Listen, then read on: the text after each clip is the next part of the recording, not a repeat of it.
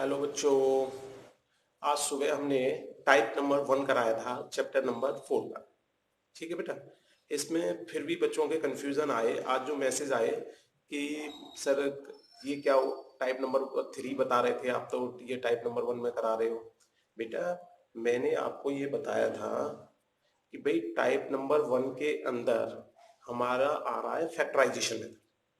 Factorisation method में chapter number 2 में type number 2 के अंदर करा चुका हूँ। चैप्टर 2 टाइप नंबर 2, उसे पुराने को देख सकते हो।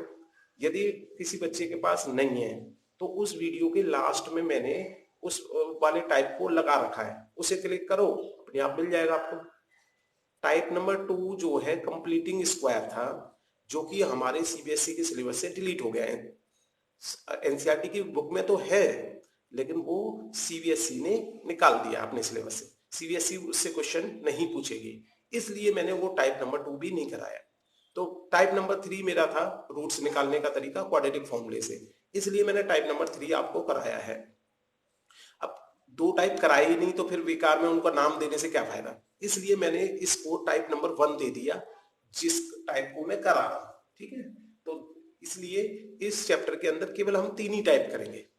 ठीक है, चार तरह के क्वेश्चंस करेंगे, 4 तरह के टाइप करेंगे।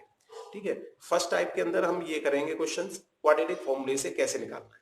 मैंने बताया था फैक्टराइजेशन मेथड से जब भी कभी हमारी इमेजिनरी रूट्स हो या इरेशनल नंबर में रूट होती है तो उनके फैक्टर्स निकालने में प्रॉब्लम होती है।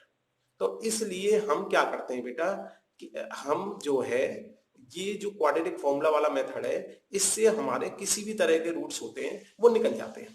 ठीक है, अगर नेगेटिव में आ रहे हैं तो 10th क्लास में तो हम कह देंगे नो रियल रूट्स, लेकिन जैसे ही हम 11th क्लास में जाएंगे, 11th क्लास में फिर से क्वाड्रेटिक इक्वेशन चैप्टर है, उसमें जब जाएंगे तो हम उसके इमेजिनरी रूट्स निकाल देंगे।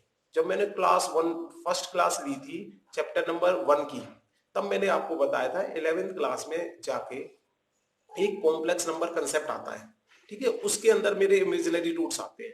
तो जब अभी हमारे 10th क्लास में है नहीं, इसलिए जब भी कभी डी नेगेटिव आ जाता है तो हम तुरंत के तुरंत क्या करते हैं, उसमें नो रियल रूट्स लिखकर 10th क्लास का काम खत्म करते हैं। ठीक है बेटा, 10th क्लास में उसके फैक्टर नहीं निकालना, लेकिन अगर हम देखें तो आगे जाके निकल सकते हैं, 11th क्लास के कंसेप्ट के हिसाब से निकल सकते हैं उसके। ठीक है, चलिए, जैसे मैंने पहला क्वेश्चन आपको दिया था, अगर इसमें मैंने कंपैरिजन की अपनी स्टैंडर्ड इक्वेशन से, तो ए की वैल्यू, बी की वैल्यू, सी की वैल्यू मेरी आ गई।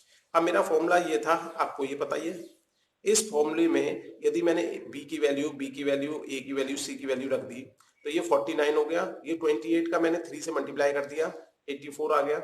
अब देखिए यहां पर ये नेगेटिव में आ रहा है। मैंने कहा था रूट के अंदर यदि नेगेटिव में आए तो जो है हमारे कैसे रूट्स होते हैं, नो रियल रूट्स। सीधे आपको नो रियल रूट्स लिख के और छोड़ देना है। किस क्लास में, 10th क्लास में। ये नहीं कि सभी क्लासों में इस तरह से छोड़ देंगे। अगर यही क्वेश्चन 11th क्लास के बच्चे के लिए होता तो वो इसे थोड़ा सा आगे सॉल्व और भी करता। ठीक है, तो हम तो 10th क्लास की बात कर रहे हैं सब। आगे देखिए क्वेश्चन नंबर 2, देखिए अपना क्वेश्चन नंबर 2 मैंने दिया था बेटा,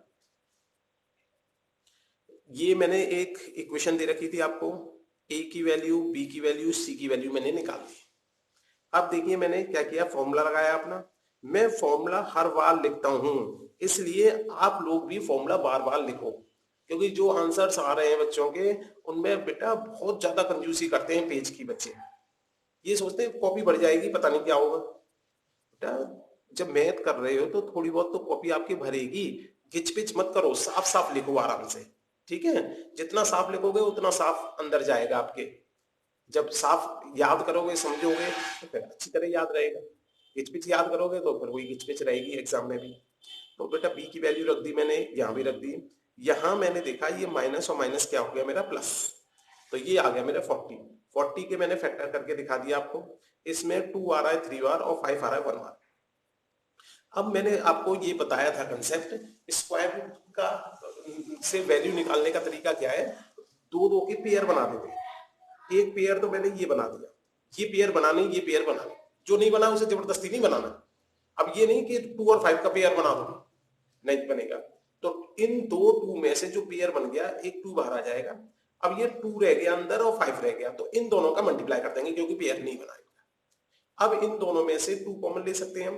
देखो 6 में से 2 कॉमन ले लेंगे तो -3, और इधर से 2 कॉमन ले लेंगे तो √10, और नीचे 2 आ रहा है। मैंने आपको ये कई बार बताया है, इस 2 से ये 2 नहीं कट सकता, इस 2 से ये 6 नहीं कट सकता।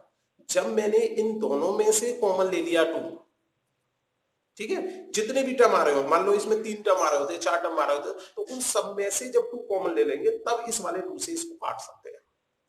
ठीक है, तो इसमें कटिंग में भी बहुत बच्चे गलती करते हैं।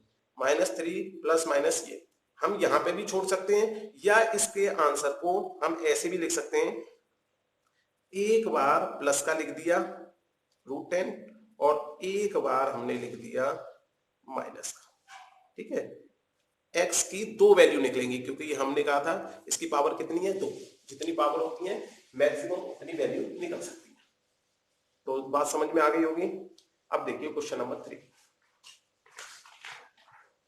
क्वेश्चन नंबर 3 क्या क्या कहता था, वही इक्वेशन दे रखी थी हमारी, a की वैल्यू, b की वैल्यू, c की वैल्यू निकाल दी मैंने, फॉर्मूले में रख दी। अब मैंने यहां से थोड़ा सा टाइम बचाना शुरू किया। ठीक है बेटा, अब जब इतने क्वेश्चन हो गए तो टाइम बचाना शुरू किया। टाइम बचाना क्या है, इसको b² - 4ac को हम बोलते हैं discriminant, d, capital D, small D मत बना देना, कैपिटल डी ही लिखेंगे, स्टैंडर्ड रिप्रेजेंटेशन है। तो कैपिटल डी का ये फॉर्मूला होता है। अभी हम जो नेक्स्ट टाइप कराएंगे, टाइप नंबर 2, उसमें सिखाएंगे इस वाली बात को, लेकिन क्योंकि हम सीखेंगे दोनों चीजें तो इसलिए अभी से याद कर लो, कैपिटल डी का फॉर्मूला होता है b² - 4ac, और कैपिटल डी को बोलते हैं डिस्क्रिमिनेंट। ठीक है, तो अब अगर मैं इसको बार बार लिखूं फिर सॉल्व करूं तो मेरा पेज पूरा भर जाता है। मार्क्स मेरे इस तरह से करूंगा तब भी मुझे उतने ही मिलने, और पूरा पेज भर दूंगा तब भी उतने मिलने, क्योंकि बार बार उसको रिपीट करना पड़ता है।